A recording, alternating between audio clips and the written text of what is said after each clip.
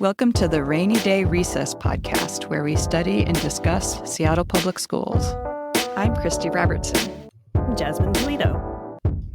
We'd like to welcome onto the podcast Jie Lei, who is a parent who wrote into us recently in regards to the HCC program. And we'd like to note that this interview was edited for length and clarity, and each person's opinion is their own. Jie, do you want to introduce yourself? Hi, I am Jie Lei. I have two children at Seattle Public Schools. I have one student at Cascadia Elementary who is in the HCC cohort, and I have one child at our neighborhood school, which is also a Title I school. Thanks so much for being with us here today, Jay. And let's start with what inspired you to write into us. What do you think people need to know about HCC? I think that the format of the podcast allows us to have an in-depth conversation about the program. It's really hard to talk about a lot of the nuances when it's just snippets or a written format. There's very deep ramifications to what Seattle Public Schools is doing to its highly capable program. And I want to share some of the personal stories that I have with you. Speaking of your personal story, how has HCC and related programs impacted you and your family? So I'm a first-generation immigrant. My parents and I came from China when I was almost 9. When I first started at Seattle Public Schools, I was put in the ESL program, and then later the special education program, and later the general education program, and later the Spectrum program, which is the advanced learning program now. And later on, I tested into the APP program, which is now renamed the HCC program. I feel like I went through the entire gamut of the offerings at the time for Seattle Public Schools.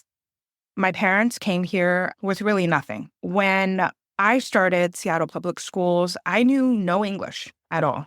They put me in the ESL program at TOPS. That was also a cohort program where they gathered a bunch of children who are in need of ESL, and they put us all in a classroom. I finished that program in 6 months, and they put me at my neighborhood school, which was BFD. There was no ESL support at the time. They gave me an assessment to see where I was at, and I couldn't read the questions in English, and I couldn't answer a lot of the questions in English. As a result of the assessment, they decided that I needed to be placed in the special education program because I was, in their words, mentally retarded. I was in a pull-out class with some of the kids who have special education needs with an IA. I didn't even know what program I was in. I had no idea what was happening to me at the time. After a couple of months, it dawned on me that I was not with the regular students. And then the IA one day asked me, "Why are you here? What are you doing in this program?" Because I was not being supported at the school, my dad went to the district and asked that I be placed in a different school. The only school that had availability, according to the district, was Stevens. So they bused me down to Stevens. And I had a wonderful time at Stevens. The teachers were so supportive. They helped me grow. I was placed in the general education program at Stevens. And through the help of a lot of the teachers, by the time I was in 5th grade, I was able to speak English fluently. I was top of my class. My teacher recommended that my parents send me to Eckstein because they had an advanced learning program, the Spectrum program. And so that's what my parents did. They made a lot of sacrifices. I was one of the free and reduced lunch kids. We had no money, and my parents had to make a lot of sacrifices so that we can move into the Eckstein Geo Zone so that I can attend Eckstein. And then first day I show up at Eckstein, they told me that, "Hey, you can't go here. We don't have you on the roster." And the excuse they used was because my visa had expired or something. This is all from memory, so I don't have any documentation of this, but that was the excuse that they said, which was really confusing because they could have just asked us.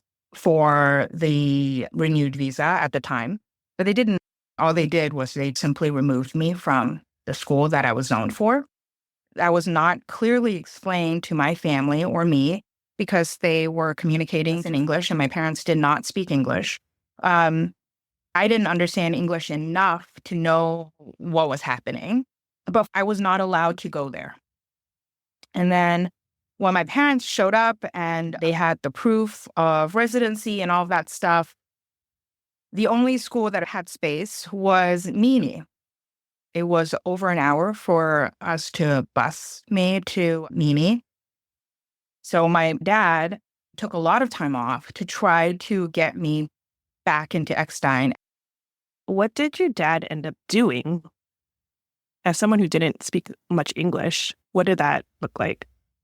That looked like taking a lot of time off. My father was an hourly worker, and that resulted in a huge financial hardship.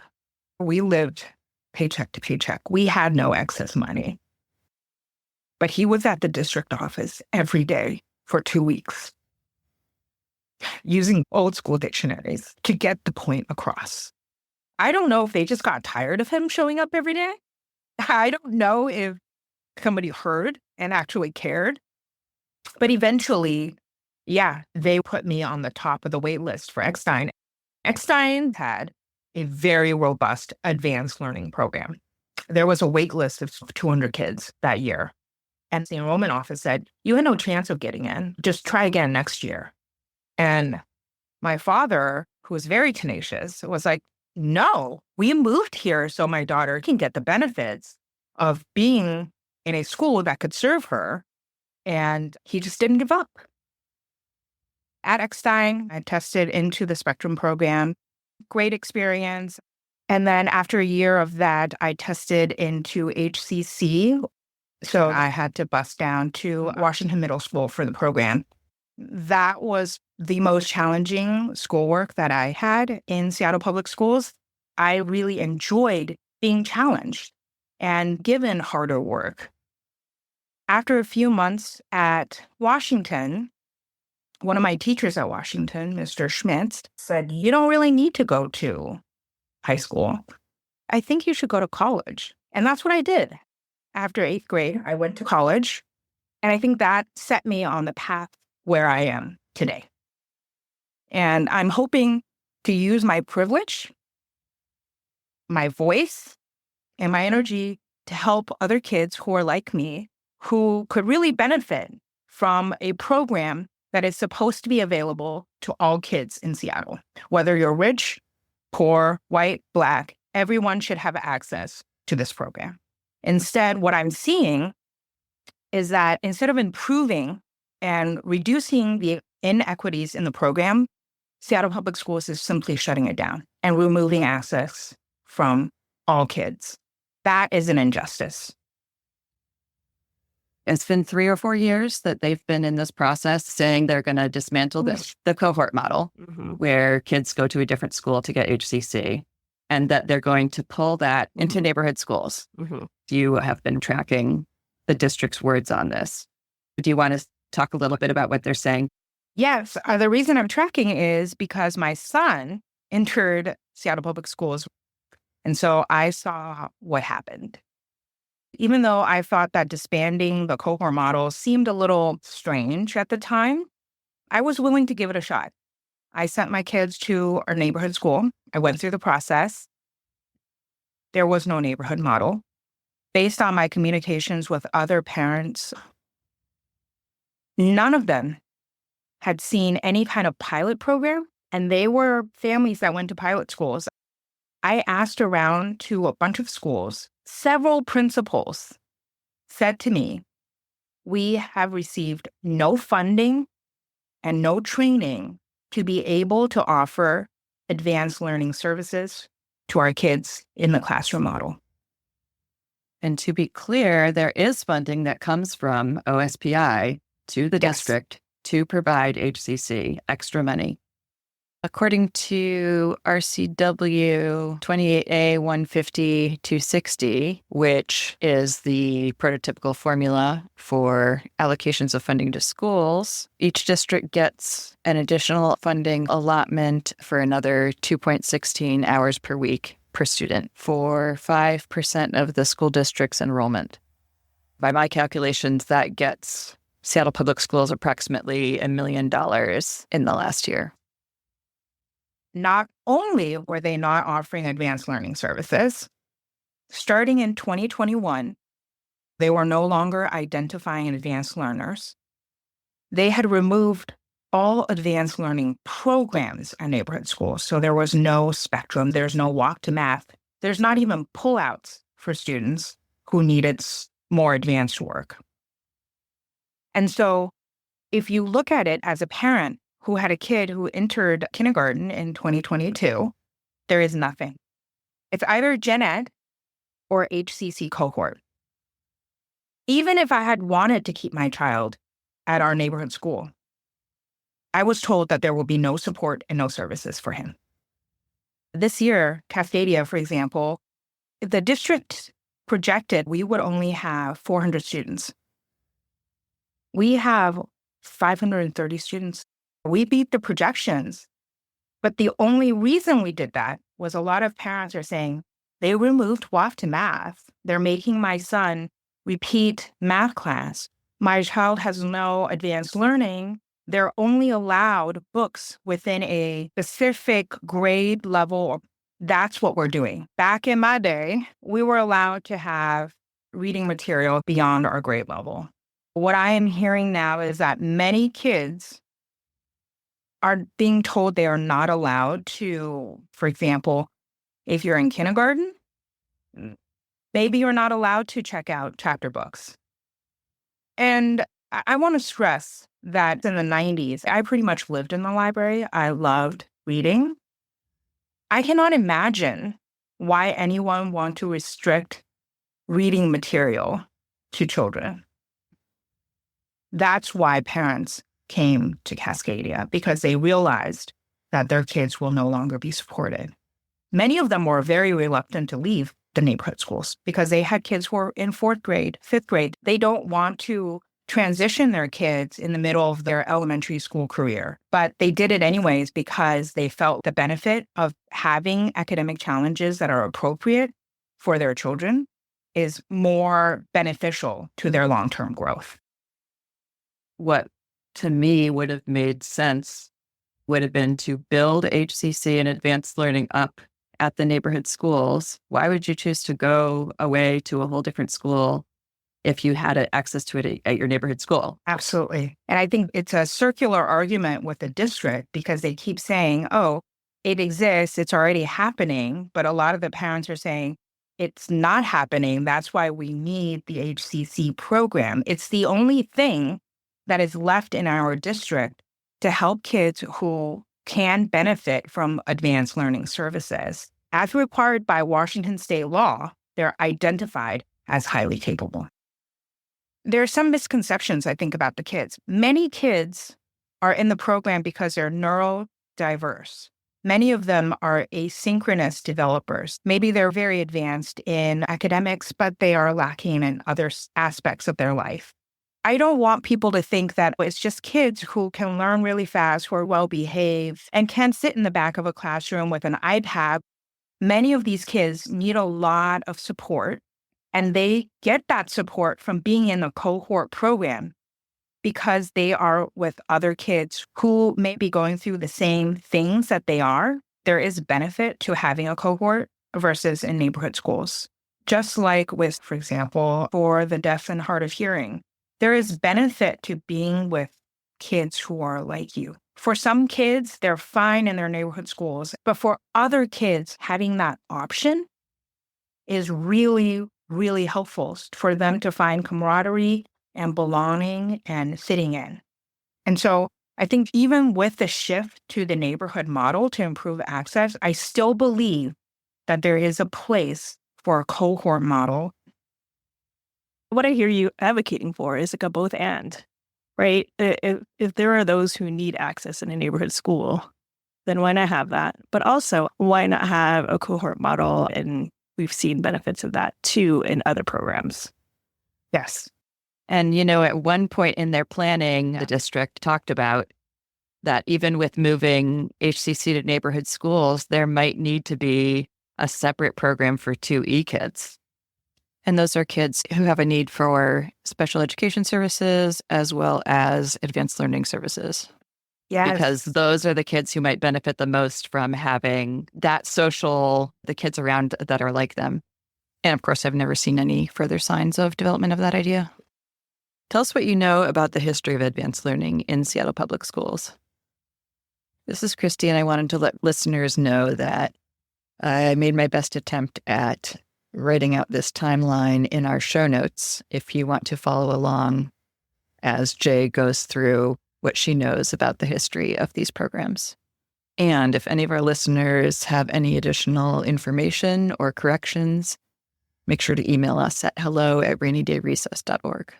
So initially, I believe that this idea of an advanced learning program came from the 1950s when the U.S. was engaged in the Cold War with the USSR.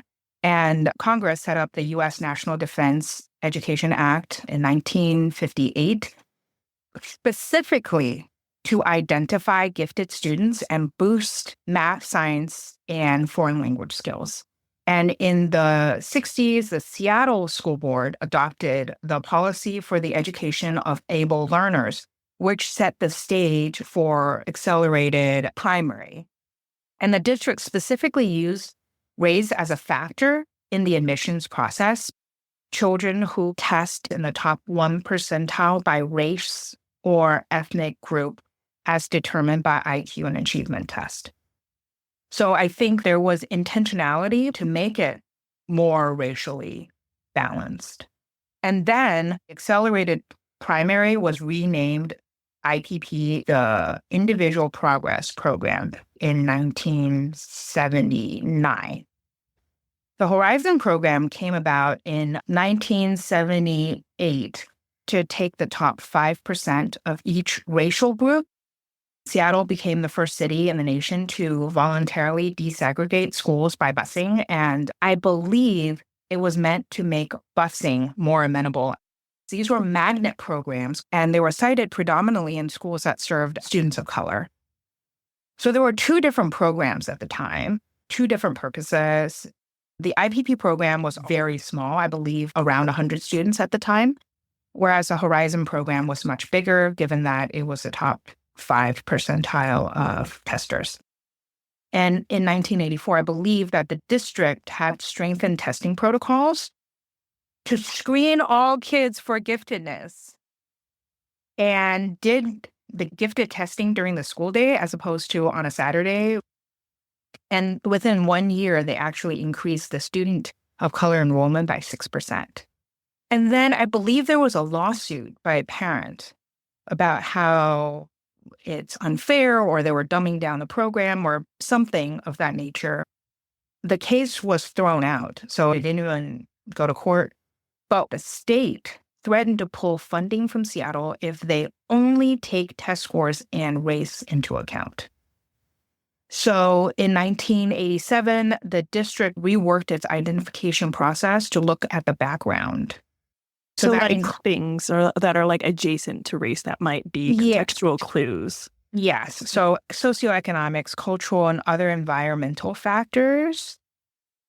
And right after that, the district phased out Horizon and implemented Spectrum.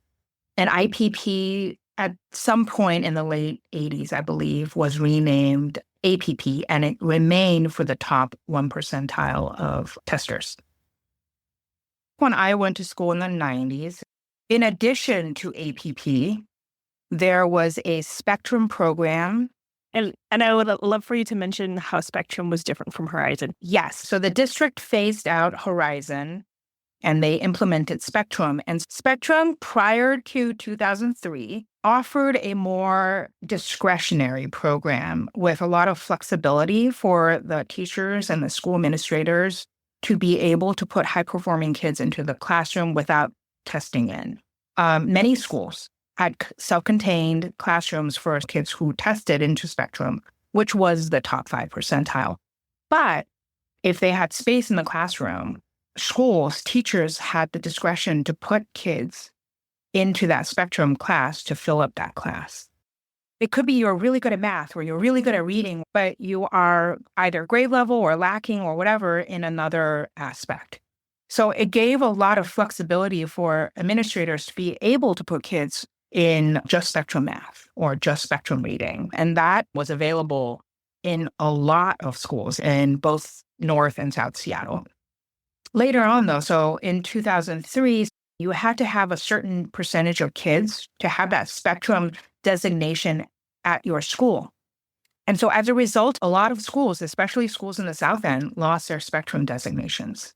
That to me is bizarre, to require schools to have a certain percentage of kids who are able to test in so that they can have this self-contained classroom, as opposed to allowing more flexibility of identifying kids who had maybe asynchronous development or advanced learning that is not manifested in their test scores. And so it seems counterintuitive, but that is what happened. And then that turned into advanced learning. Yeah, and they renamed that advanced learning, and some schools circumnavigated that by doing walk to math, and that became a thing. In fact, a lot of parents told me, hey, get your son into walk to math because he's so good at math. And when we showed up, they were like, yeah, we don't have walk to math anymore. It's gone. So first it was advanced primary. Right. Mm-hmm. Accelerated primary. And then it became IPP. And I actually really like the names before. I don't understand why it's called highly capable. And I think in 2016, HCC were pulling kids who were in the top 5 percentile. So you have to test in the 95th percentile and above. And Spectrum was for kids who tested in the 87th percentile and above. And in 2016, approximately 20% of Seattle public school students were either in Spectrum or HCC. That's a lot of kids. So let's kind of talk about where things stand right now. So during the August school board meeting, several school board members asked about clarification around HC programming. Here's some footage from that meeting from Director Evan Briggs. So basically, if we're phasing out the cohort program, if that's going away, what is going in its place? And what is the timeline for that? What is that going to look like? How is it going to be implemented? When are we going to get that information? It feels weird to be talking about this, but then not acknowledge that we don't actually have any information about where we're going with highly capable, which I feel like has been a lingering question for some time now. I think what I'm getting at is just like going forward, how will we even know if the services are being delivered if we don't know what the services are? So that's really my plain and simple question. This tells me that even the school board members have no idea what is actually happening to the HC program. So this is very troubling to me because the school board in 2021, so it was right during COVID, voted to reconfigure the HC program. They didn't vote to just sunset HCC. They voted to implement programming at neighborhood schools. And so what I'm seeing is that the district has been following their promise to dismantle HCC programming, but they did not follow the directive to run the neighborhood programs so that there will be a pathway for students to continue to go into highly capable services, not at the cohort school. And Gina Top was trying to follow up and say, can we please have a work session highlighting the needs of highly capable and advanced learning students? But I haven't seen anything, and it's been 4 months. But hey, I get it. We've been talking about school closures for the last 4 months. So maybe they're a little bit busy, but that does not mean that the school district is not sunsetting our school. It's happening right now. Next year, Cascadia will only have 3rd to 5th grade. And there are schools that don't have the funding to be able to run the school when like they only have 100-something kids. And there's only one HCC school on the South End, is that right? It's not even an HCC school. There is an HC program being housed at Thurgood Marshall, but I don't know how that program is being run. And a lot of parents that I've heard from the South End and in West Seattle, Thurgood Marshall is pretty far. Like, many parents do not consider that a accessible school. I don't understand why the district has not cited an actual HC school in the Southeast side. I think that would be very much in demand if it existed. Yeah, and maybe even people who have left the Seattle public school system would come in order to access that program. Jay, can you address some of the racial equity problems around the highly capable cohort? I think historically it was less racially diverse. We need to make testing and the admission process more fair, and that would include a whole spectrum of things that we could be doing. But we're not doing that. We haven't done that. The only thing that the district has done in the last few years was to implement universal screening. And that was only because a new law was passed a couple of years ago, right? Yes. Previously, even when I was going to school, we were screened by teacher recommendation, which was incredibly unfair, in my opinion. But nowadays, because of the Washington state law, Seattle tests all students. I suspect that's why MAP tests are being used, because it's easy to administer, and it's already being administered to all students anyway. If you get all three in a certain percentile, okay, you're in. So that is what is currently happening in terms of universal screening. And how has that impacted diversity at Cascadia?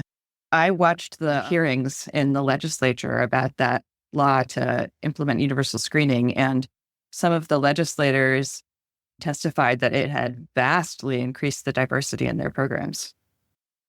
So within its geozone, which is Northwest Seattle and parts of Northeast Seattle, it is now one of the most diverse schools.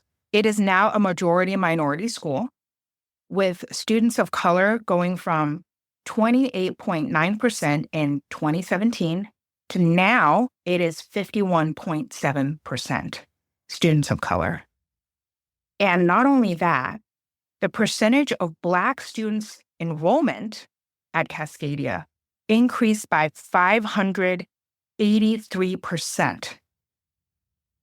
For Latino student enrollment, it increased by almost 300%. Those are huge improvements in just a few years of implementing universal screening. Cascadia is now a minority white school that is cited in a region that is majority white. This tells me a lot of things. It tells me parents still want to go to Cascadia, especially parents of color. It is a very desirable program, and it makes no sense for the district to shut down a program that has had continuous improvements in equity. Imagine what we can do if we implement better tests, better screening process. I bet we can probably see those numbers increase even further. Yeah, it's so odd. Jay, you reached out to us originally. You had read the HCC series that I wrote a few years ago when they were starting to implement dismantling the cohort model. And at that time, they were wanting to move it to neighborhood schools to make it more racially equitable. And it's interesting to see that the state policies. This state policy is coming into place that is addressing the racial inequity. And yet on the district level for us in Seattle, we're just abandoning the program, basically, even though it's that particular concern is being directly addressed with those who still have the program right now. And for those of us who are not involved with Highly Capable or know about its progression, they're doing a phased out model where those who are in Highly Capable can complete it, but they're not taking in new students. They are phasing it out grade by grade. If your child, for example, is in third grade, your child can still opt in. But if your child is in a grade that is no longer present, then they cannot opt in. And those who just happen to have kids who are in the younger grades are not getting served, even though by law, they need to be identified and served. Yes, you are summing it up correctly. And I thought that it was really interesting in a recent interview with Dr. Brent Jones on KUOW with Soundside, Libby Dinkman. He admitted that the implementation is problematic. So if the district is aware that the implementation of the neighborhood model is problematic, if you are not spending the time, the money, and the effort to make the neighborhood programs possible, don't dismantle the program that is currently working. It does not cost more. Cascadia has historically been one of the lowest funded schools. Earlier this spring, I wrote an op-ed in the Seattle Times. Cascadia received less than $10,000 per student. And so in some ways, it's a net earner for the district because we cost significantly less to operate than the majority of the schools. And I speculate that it is because the cohort model is more efficient. There was a advanced learning task force. They gathered all these community members to draft up. So I had a whole list of recommendations that was very thoughtful. And the district failed to follow through on the recommendations from the task force that they gathered themselves. One of the specific recommendations was, do not get rid of the cohort program until you have the neighborhood programs in place. Because kids, especially in the elementary years, do not have years to wait for a program to come online. The disengagement from school happens very quickly, especially for young kids. I have an email from an executive within Seattle Public Schools who said that they are still planning the neighborhood HC curriculum. The key word is planning. So I think there's some acknowledgement, at least within the higher levels of the district, that there hasn't been implementation. I heard from some parents that there are some pull-out programs or tutoring that is happening at certain neighborhood schools. I dug into that a little bit, and my understanding is that those are being funded by PTAs. That, to me, is a huge red flag. As I mentioned, I have a child who is at a Title I school. We don't have PTA-paid tutors. So now, if your child goes to a school where parents are more able to be involved and provide resources, then your child might disproportionately benefit.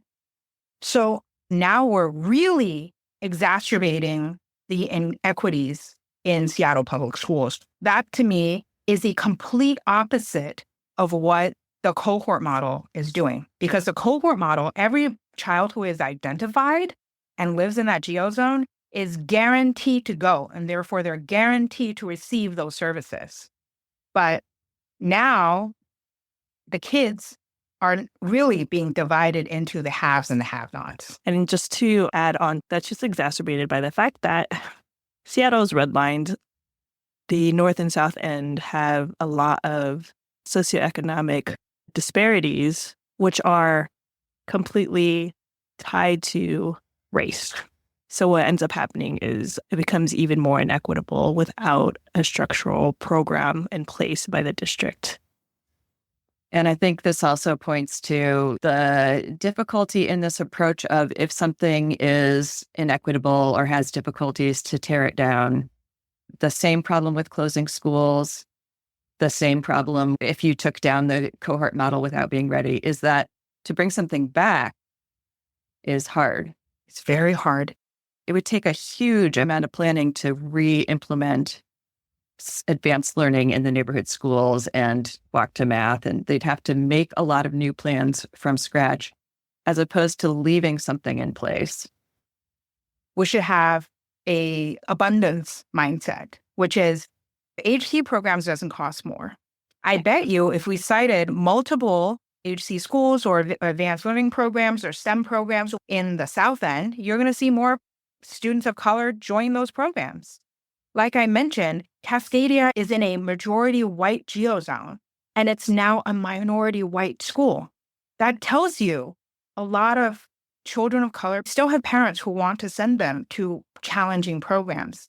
The program itself, advanced learning itself, highly capable itself, is not the problem. It's getting access to the program that's the problem.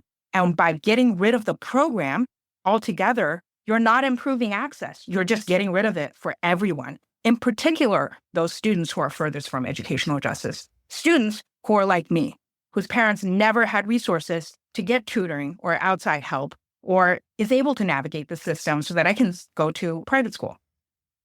Yeah, and I would love to point out, too, that there are parents of color who are advocating for the highly capable or advanced learning program as a way to avoid the school to prison pipeline. There are long-term lifetime outcomes that come from this because of the racial bias that exists in identifying students, either for special education services or for highly capable or twice exceptional. What was really shocking for me was that Black parents who were advocating for their Black boys and were qualified for highly capable, when they testified in support of the program, were told that they were tokens. The amount of educational injustice in that is just mind-blowing to me, that school board members would use language that is meant to advocate for students of color is now being weaponized against them to close a program. It's just like, to me, the ultimate gaslighting. That is an injustice. I saw how heartbreaking it was and traumatizing it was for a lot of parents. Because honestly, as a person of color, it's really hard. It's really hard for me to be here today to share some of my personal stories. I haven't told a lot of this to anyone, and now they're going to know my personal story. But the reason I'm doing it is because if you can look at my background and how I grew up and the hardships that I went through, and you still say that I'm being tokenized or I am being unfair or inequitable, we're just not on the same wavelength. I am fighting for all of the kids in Seattle public schools.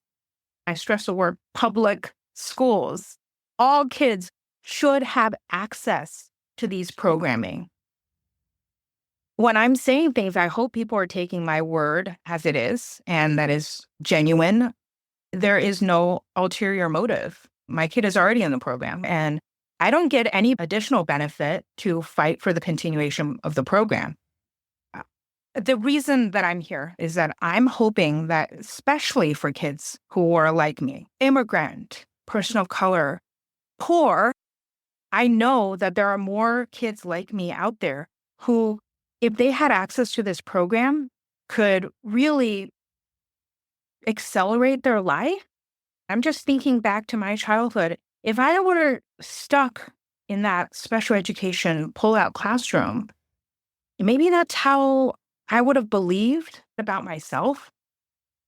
Having the opportunity to be challenged in academics and having the opportunity to really excel, not having that artificial ceiling over my head, made me the person I am today. The opportunity for advanced learning and highly capable education really changed the trajectory of my life. And I'm really hoping that this can be a pathway for other students who are like me to succeed in life, whatever pathway they choose.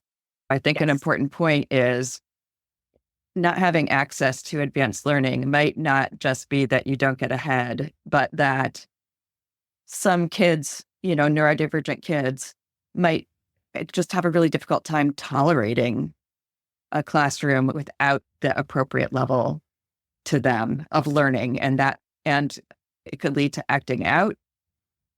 It could lead to being placed in special education. It could lead to being disciplined and missing days of school. It could go so far as to put them on the school to prison pipeline.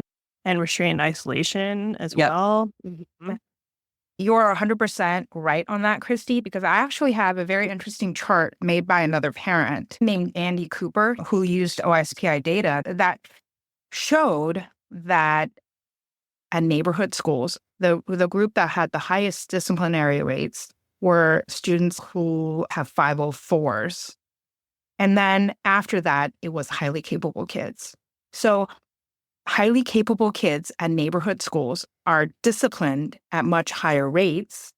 And I was like shocked, but in some ways resonated because I can see why. I don't have any data to back it up, but I suspect it's because maybe they're bored and they're not appropriately challenged. So they are acting up in ways that are disruptive to the class and the teachers, and therefore they're disciplined. So it's not just you're not educating these kids. In some ways, you're directly harming them by not giving them access to these programs. Right. But imagine if those same highly capable kids are placed at a program at Cascadia where all of their peers are doing work that's accelerated. Maybe they won't need to be disciplined. This is Chrissy, and I pulled the data down from OSPI to see for myself. And in fact, the rate of discipline for HCC kids at non-HCC schools is 17.32%, whereas at HCC schools, those same students are disciplined at a rate of 1.03%. It shows me that many HC kids may not be served at all in neighborhood schools. To be clear, gen ed teachers are not trained in providing advanced learning or special education. No, and I heard this from several teachers, that they have no training at all and no funding and no resources to do anything, even if they wanted to, for kids who may benefit from more work within the classroom. My husband was definitely one of those kids growing up who was labeled a troublemaker from really young until he got into a gifted program. And then they realized, oh my gosh, he was just really bored and was looking for ways for mental stimulation. And then completely different trajectory after that. But I can definitely resonate with what you're saying in terms of boredom and the desire to act out, because you're making these kids go to school 6 hours a day. And if they are not being stimulated, if they're not being challenged, how miserable. You're just sitting in a classroom to do what? You're not allowed to read ahead. You're not allowed to do more work. You're supposed to sit quietly at your desk, not learning every day for 6 hours at a time. As an adult, I don't think I have the capacity to just be able to do that. And I think that's asking a lot of little kids. We're already starting to go into that territory, but tell us about what your hopes and fears for programs like HEC in the future. My asks are very simple. I think as any parent in Seattle Public School, we want our children to learn appropriately. We are a district of 50,000 students. And all of those kids have their own strengths and weaknesses, and we should be meeting every kid where they're at. This is what the district has been saying over and over again. I want them to keep their word. I would really love to see Seattle Public Schools expand their offerings so that we can really meet all kids where they're at. Art programs, performing programs, science, math, whatever. I don't really care. I just want to see more possibilities, more pathways for all Seattle Public School students to have access to enrichments that benefit them. Specifically for HC services, I want them to continue on improving the identification process to enable more access to the program. I'm asking for the district and pleading with them, please stop sunsetting these programs and bring back the programs that did work for the district. Don't sunset HCC until you have a tested and proven neighborhood model. And I'm not just calling for pausing the dismantlement of HCC schools. I'm asking for the district to please bring back the advanced learning programs at our neighborhood schools so that we can absolutely increase equity and access to advanced learning materials at all schools. Thank you so much, Jie, for everything that you shared with us today. Thank you so much for being with us here today. We really appreciate you. I'm a big fan. Please continue to highlight the issues within Seattle Public Schools. It's so educational for parents like me. I've learned so much from your podcast. I also just want to say to our listeners, if you are a person who is multi-generational, engaging in the district. Maybe your grandparents went to the school, then you went to the schools, and then your kids are going to schools. Please write into us. We would love to hear more about the history of lived experience from our audience in Seattle Public Schools. Email us at hello@rainydayrecess.org. You can find our show notes at our website, rainydayrecess.org, or you can also subscribe so you don't miss future episodes. If you like our work, please consider donating at our website. The price of a cup of coffee once a month is so helpful to us, and thank you to our current donors. Yes. Special thanks to Lester Mayo and Manzana Movement for our music. I'm Jasmine Polito. I'm Christy Robertson. Stay curious, stay cozy, and join us next time for Rainy Day Recess.